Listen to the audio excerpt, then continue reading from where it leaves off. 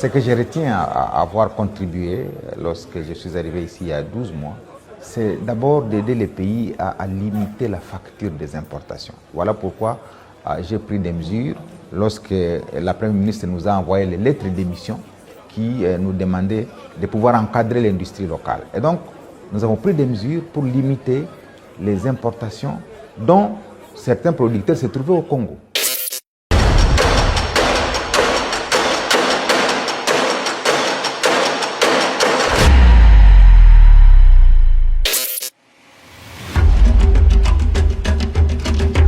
Oui, nous avons pris beaucoup de mesures pour protéger l'industrie locale. Je prends par exemple la production des câbles électriques. Et même la SNEL importait les câbles électriques de l'extérieur. Mais nous avons interdit l'importation des câbles pour permettre à ce qu'on utilise les câbles produits ici par l'entreprise Proton, qui est une entreprise congolaise. Nous avons également interdit l'importation des carreaux pour permettre à ce que la population congolaise consomme les carreaux qui sont produits ici en RDC. Et d'ailleurs, par rapport à ça, aujourd'hui, vous pouvez faire un micro-baladeur partout, vous allez trouver que les prix des carreaux, en tout cas, ont sensiblement baissé ici à Kinshasa par rapport aux carreaux qu'on importait de l'extérieur. Et donc, les mesures de restriction des importations ont des effets sur l'économie congolaise, ont des effets sur les prix et ont des effets sur la stabilisation même de la monnaie.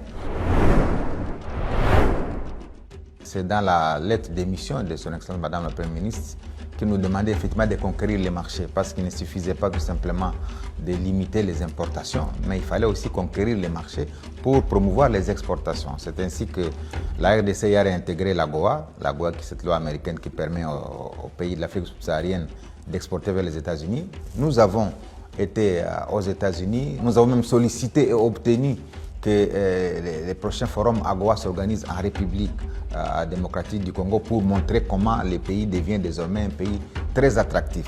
Il y a le deuxième marché, c'est le marché chinois. Nous avons signé un accord cadre de coopération entre la RDC et la République populaire de Chine avec notre homologue chinois. C'était en marge du forum RDC-Chine qui a été organisé en septembre 2024. Et donc là aussi, nous avons obtenu de la Chine que des produits particulièrement agricoles puissent être exportés vers la Chine sans paiement de frais de douane. Il y a les Indiens, vous savez aujourd'hui que l'Inde a dépassé la Chine en termes de population. Ils sont presque à 1,5 milliard. Et donc c'est un marché également que nous avons conquis, y compris maintenant les marchés africains, à travers la ZLECAf. Et là, au niveau du ministère du Commerce extérieur, nous avons développé effectivement des projets, notamment la mise en place du guichet unique intégral du commerce extérieur.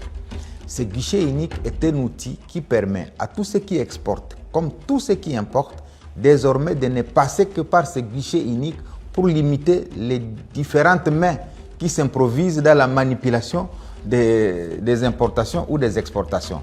Et je suis heureux de vous annoncer que depuis que nous avons réactivé ce guichet unique intégral du commerce extérieur, il y a maintenant plus de 4000 opérations qui sont passées par là. Deuxième élément important, c'est la mise en place de ce qu'on appelle les postes frontaliers à arrêt unique. Désormais, nous allons l'installer à Kasumbalesa. Nous avons déjà commencé à Mahagi. Et nous allons les faire à Goma, à Kasindi, à Bunagana, parce que tout cela fait partie de notre pays, pour nous permettre que toutes les frontières aient en fait des postes à arrêt unique. Ça veut dire quoi? Ça veut dire que les douaniers des deux pays frontaliers se trouvent d'un côté. Et quand vous avez rempli les formalités d'un côté de la frontière, vous n'avez plus à les remplir de l'autre côté de la frontière. Le véhicule sort immédiatement. Kitu kikubwa ambacho waziri mkuu ambaye ni mama Judith Suminwa ametueleza tufanye ni kwamba kwanza vitu vinavyoingia Kongo tuweze kuhakikisha ya kwamba havikuje kuharibisha uchumi wetu, kwa sababu tumetambua ya kwamba nchi zote ambazo zinatuzunguka kazi yao ilikuwa ni kuharibu uchumi, kazi yao ilikuwa ni kuua uchumi wetu. Ndio maana nimepewa mimi amri ya kuweza kusimamisha vitu vinavyotoka nje ambavyo vinakuja kusumbua uchumi wetu. Nimefanya hiyo mpango na Zambia, nimefanya hiyo mpango na Tanzania, nimefanya hiyo mpango na nchi zote za mashariki. Na kwa leo kufuatana na ile wafanyabiashara walioko ndani ya nchi ya kwetu wanaanza sasa kuuzisha vitu vyao kuvipeleka hata nje, na kwa sababu hawapate tena vitu ambavyo vinakuja kuwasumbua, na wanauzisha kama kawaida, wanapana kazi kwa wananchi na wanasaidia pia uchumi wa kwetu. Hiyo ni kitu cha kwanza.